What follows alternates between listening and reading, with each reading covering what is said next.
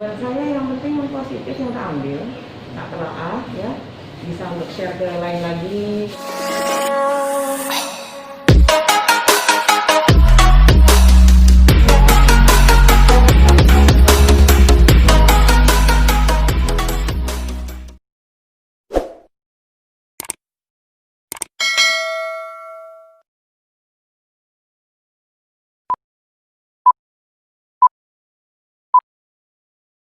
Kalau saya sih nggak nanggepin apa-apa, biasa aja. Toh orang juga melihat, nggak perlu ngomong saya.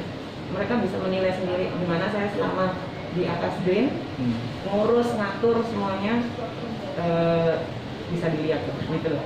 Pernah sampai ngurusin di spare part langsung sampai tengah malam sampai perusahaan? Udah trouble sampai searah? Sering tanya kalau saya ngomong gini takutnya nanti wow ngomong tok gitu ya. Tanya sama karyawan sih, tanya sama kru mekanik, pernah nggak Bu April sampai jam 2 pagi, jam 4 pagi. Dan itu sebenarnya bukan suatu kebanggaan. Saya marah saat itu. Karena apa? Itu nggak boleh terjadi. Kerusakan itu nggak boleh terjadi. Kalau kamu sudah tahu ada pengecekan dan segala macam, kenapa? Kan tak usut. Jadi bukan malah, oh saya bisa sampai jam 4 pagi ngurusin ini itu. Seharusnya nggak terjadi. Sempat mengalami kerugian pada ratusan juta berapa itu saat trouble hebat sampai jam 2 gitu? Pasti ada. Pasti pernah. Nggak mungkin enggak. Setiap transportasi mau mereka secanggih apa, selama bis itu masih dibawa orang lain, ya bukan kita sendiri yang nyetir, pasti akan ada kerugian-kerugian. Nggak tahu itu kamu bis baru, saya baru beli, saya taruh Ponorogoan, ngebut saya enaknya, turunnya nggak ngaku, ada video, taruh aja depan muka dia. Ini siapa? Saya nggak banyak omong. Kalau meskipun bis baru, lu bikin bolong-bolongan kayak gini, oh nggak apa-apa ban otomatis habis cepat. Udah gitu arah ke Ponorogoan itu aspalnya kan nggak kasar, dia naik turun, ban bisa habis separuh, cuman separuh, nggak boleh kan, rugi dong.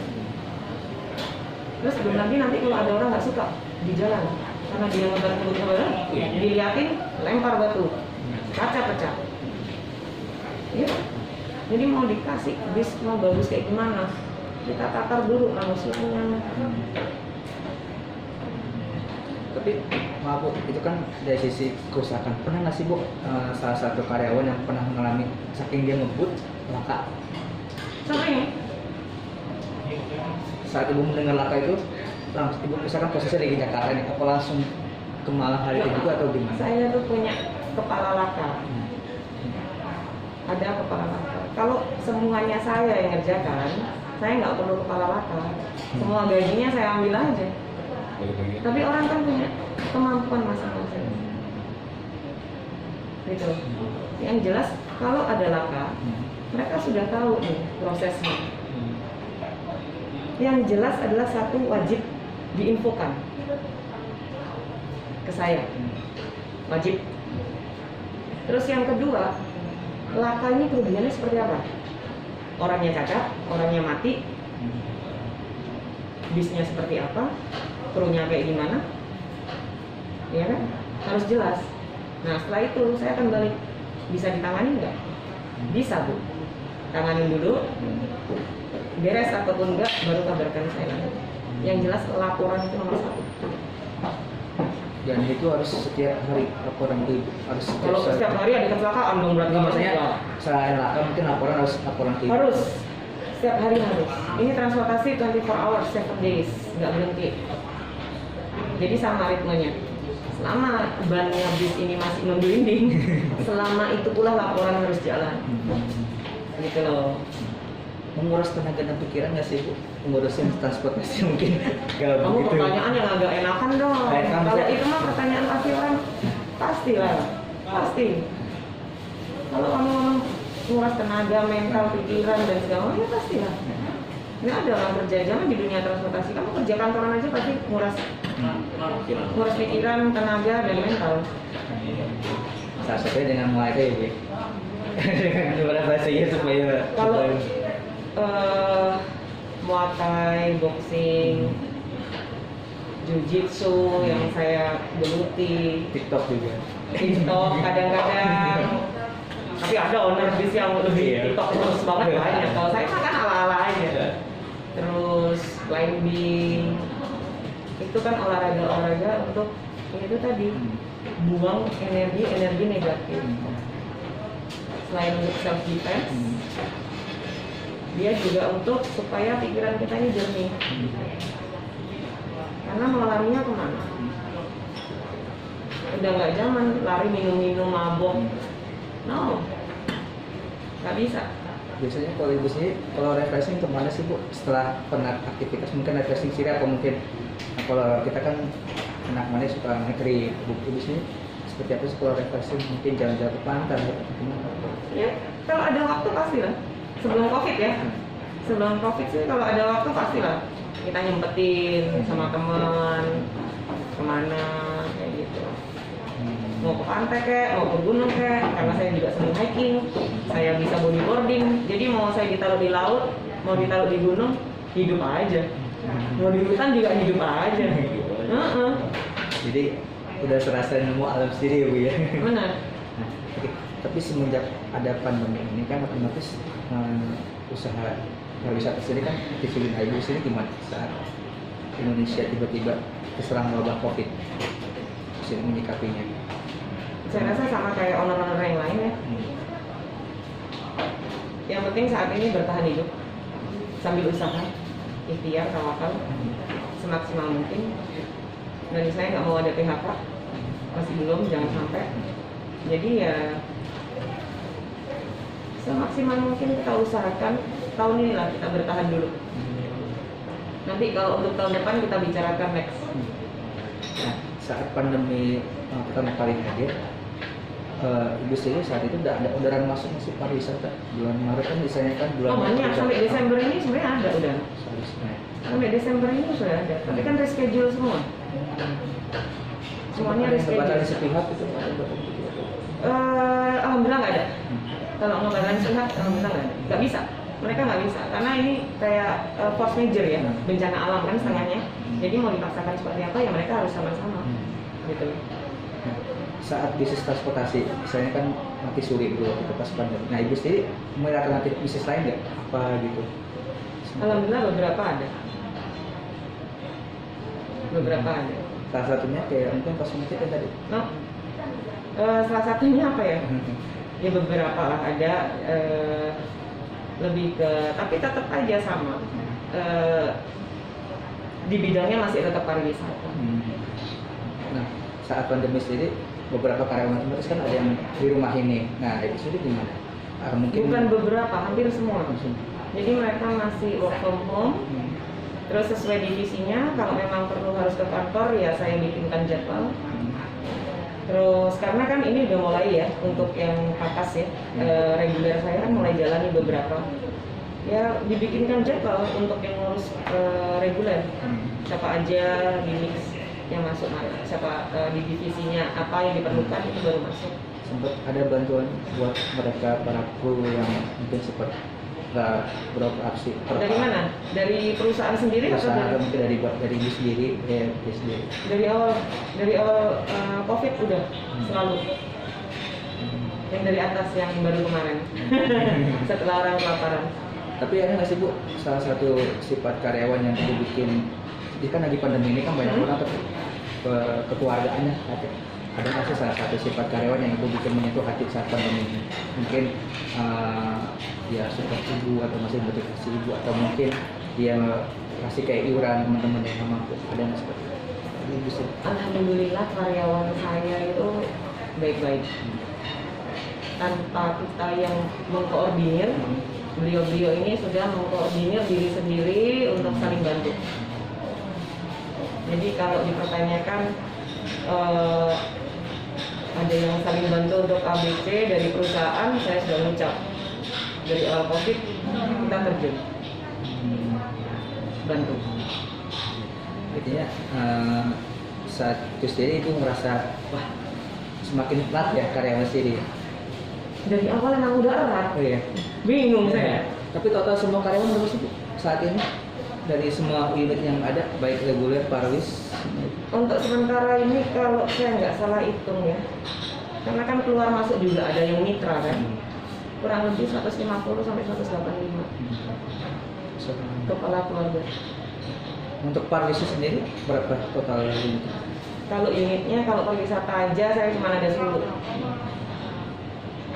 Nah, bahkan sekarang lagi pada heboh ini Bu, para PO kan buka cabang di Jakarta.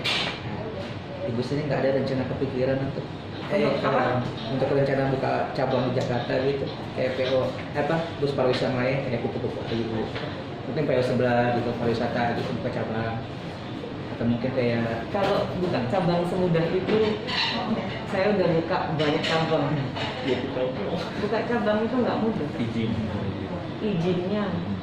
Terus sekarang udah banyak sekali padat ya. Rakyat itu padat. Rakyat itu padat sekali.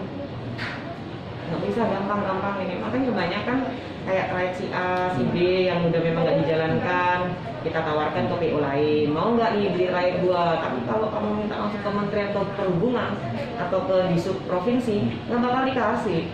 Nggak ada, udah habis nih full. selama 2014 Bu memimpin atas, ada nggak sih pencapaian yang udah dicapai Ibu sendiri? Mungkin udah berhasil di unit sendiri, atau udah masih kerja keras? Enggak. Kamu udah kepoin Akas Green atau kepoin saya udah berapa lama?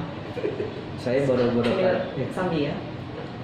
Kalau untuk yang dari KPS itu baru beberapa bulan ini kita masih profil kan. Kalau yang atas screen udah lama gitu kan, dari IG banyak. Ya, mungkin Atau pernah dengar dari orang-orang? Pernah dari, kalau atas screen pernah saya dari teman-temannya Jawa Timur, karena kan bapak kan kerja di Surabaya, jadi sedikit tahu. Dia pernah kerja jadi dari Jakarta ke Surabaya dan nama atas screen udah pasti udah apa gitu. Yang jelas kalau saya masih banyak sekali pencapaian, banyak sekali yang harus dibenahi dalam berbagai segi.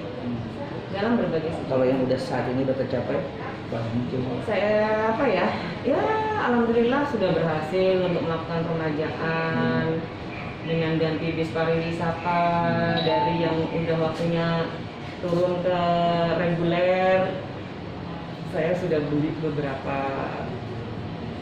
Jadi bis itu kalau perusahaan kalau sehat minimal dalam 1 tahun itu harus bisa beli 2 bis, 2 sasus. Jadi bisa dilihat dari situ sehat atau tidak. Jangan maksa ya. Ya belum kesampai ya saat ini, tadi kasar satu. Kalau belum kesampaian ya banyak lah, manusia pengennya terus nambah.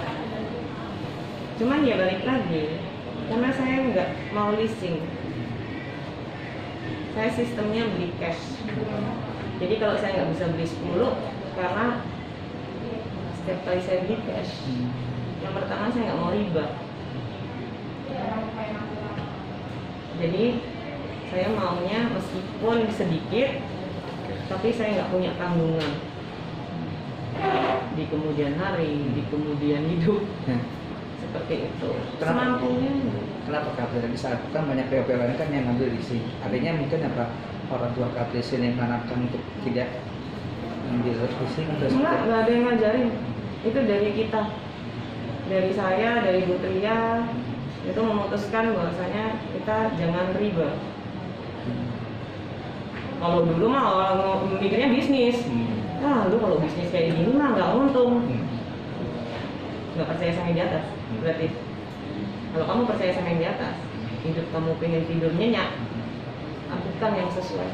Orang itu ya mau kayak gini, kalau cuma untuk makan, saya rasa masih cukup. Gaya hidup yang nggak bisa. Kalau gaya hidup kamu tinggi, nggak sesuai buat, ya kan? Sama kayak kamu tadi bilang, Bu, nggak beli sekalinya, nggak JB ini. Yang tahu kemampuan perusahaan itu saya, yang tahu kemampuan ekonomi dalam perusahaan itu saya. Saya cuma mengamini, amin, doakan ya tahun depan. Namanya orang didoakan Bisa jadi kan, nggak pernah tahu. Tapi itu semua saya yang memutuskan, bukan beliau-beliau yang ngatur saya harus beli ini, harus beli itu. No. Tapi makin banyak yang mendoakan ya saya aminin, yang penting baik gitu loh. Artinya sesuai kebutuhan ya. Sesuai kebutuhan. Tidak ngikutin zaman biasanya kan. Trennya ini, bukan masalah zaman.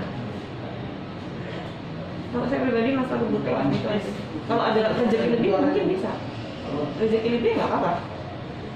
Nggak menutup kemungkinan kalau besok saya ketiban rezeki berapa puluh M. Amin. Amin. Iya kan? Amin. Saya langsung beli 10 sasis gitu. Amin. Bisa jadi. Kita nggak pernah tahu. No, saya beli nih Tania 10 atas berkat doa kalian. Enak, bagus. Oke, Bu, berbicara dengan mania. Banyak kan mungkin Ibu melihat anak-anak mania. Nah, Ibu sendiri menyikapinya seperti apa sih kalau mania sendiri bagi Ibu sendiri?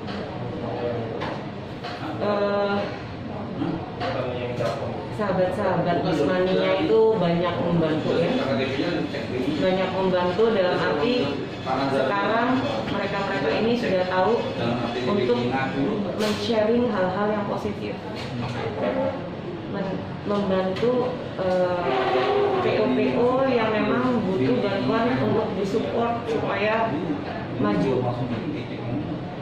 Cuman ada juga nggak tahu bisa diomongin mania atau bukan, kayak semamanya pernah kejadian apa itu kan yang ngebut-ngebut dan segala macam sampai kecelakaan, meninggal lah apa, masih bisa disebut mania nggak? Kalau mania buat saya adalah sahabat-sahabat yang memberikan nilai positif, mensupport secara positif, ya.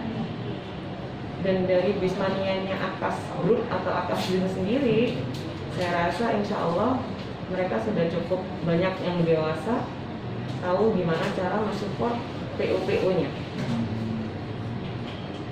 Buat saya sih membantu sekali. Tapi ada cara tersendiri nggak sih Bu untuk merangkul mania? Artinya kan banyak kan mania itu kan yang masih dari sekolah, SMP, SMA, bahkan juga dari SMA. Ibu sendiri merangkulnya seperti apa sih? Edukasinya ke mereka. Artinya kan masih yang... Ya dengan mensosialisasikan secara sosial media. Contohkan buat mereka yang baik. Jangan bis lo lagi ngebut-ngebut lo upload nih keren bis gua ngebut, salah. Sampai full speed gitu. Kalau ada yang ngepost bis saya seperti itu, saya komen lo di bawahnya langsung. Tolong dihapus, ini bukan contoh yang baik. Ini tidak untuk ditiru dan saya pribadi tidak bangga. Pernah mendapat seperti itu Bu? Ya ada pasti. Pasti ada. Tapi banyak pasti melihat komentar itu pakai benar wanita itu galak pada ada yang gitu kan? Oh banyak. Tapi kalau galak enggak ya, mereka pasti bilang kalau yang sadar benar ya, mereka akan komen tegas banget ya. Lebih ke tegas daripada galak. Benar. Tapi Gaprit cuek aja pas setelah ada kasih komen, pas tahu Masa banyak mau yang tak ributin gitu doang, penuh nanti dunia sosial media cuma viral yang nggak penting-penting. Ya, ada lagi? udah Yakin? jadi udah banyak banget ilmunya Saya mohon maaf ya. nggak apa, saya juga justru Kalau mohon maaf karena ada kalimat kata-kata yang kurang berkenan, tapi karena asli Arema ngomongnya tes gitu. saya memahami dan pas belum mati. Coba udah. Oh tadi kayaknya